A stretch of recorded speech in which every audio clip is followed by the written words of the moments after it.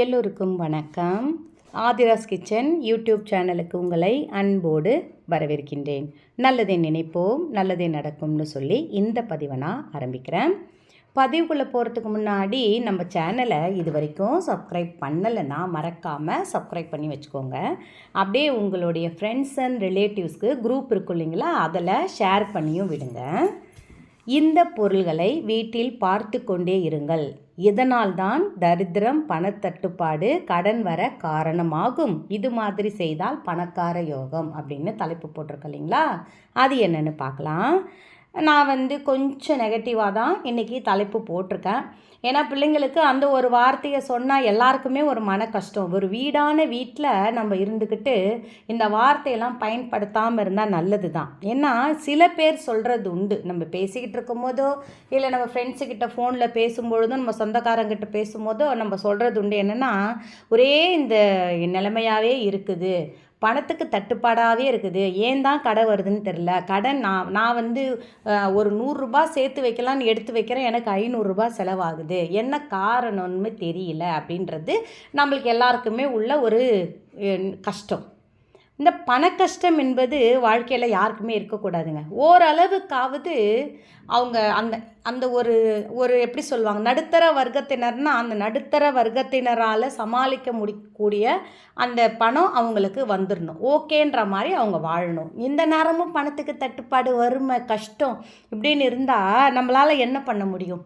அதை யோசிக்கிறதா இல்லை பணம் சம்பாதிக்கிறதுக்கு வழி தேடுறதான்ற மாதிரி இருக்கும் இல்லைங்களா.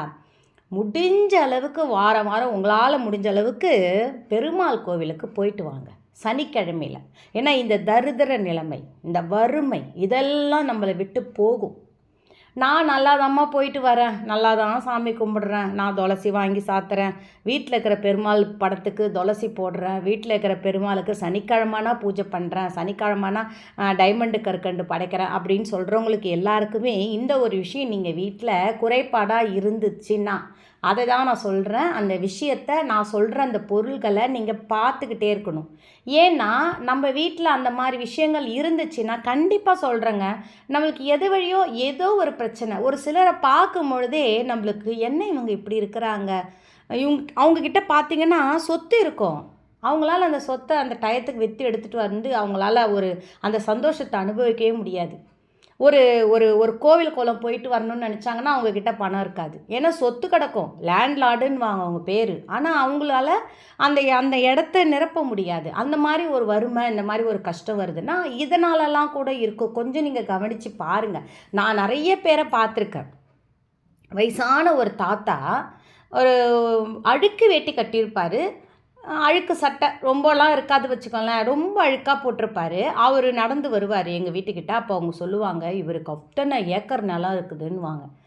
கேட்கவே ஆச்சரியமாக இருக்கும் எனக்கு, என்னடா இத்தனை ஏக்கர் நிலம் இருக்குது, ஆனால் அவரால் அனுபவிக்க முடியல பாருங்கள். அவரால் எதுவுமே ஒரு சட்டை, ஒரு நல்ல சட்டை போட முடியல, நல்ல வேட்டி கட்ட அழுக்கு இல்லாமல் அந்த வேட்டி, அவர் அந்த ஒரு விதத்தை மாற்றினாலே அவருக்கான ஒரு பலன் தெரியும் இல்லைங்களா.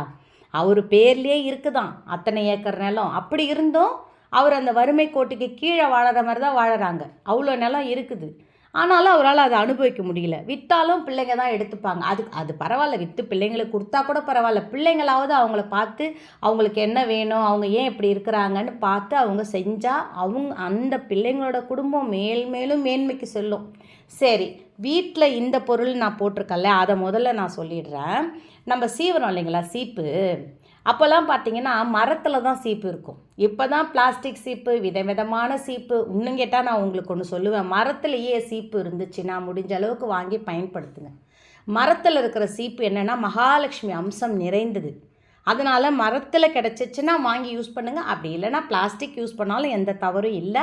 அந்த பிளாஸ்டிக் சீப்பில் இருக்கிற அழுக்கு இருக்கு இல்லைங்களா, நம்ம சீவும் போது வர்ற அழுக்கு, அதில் சுற்றி இருக்கிற முடி எடுக்காமையே சீப்பை ஒரு சிலர் அப்படியே வச்சுருவாங்க. அவங்க வீட்டு செல்ஃபில் போய் பார்த்தீங்கன்னா சீப்பெல்லாம் அப்படியே ஒரே அழுக்கு பிடிச்சி போயிருக்கும்.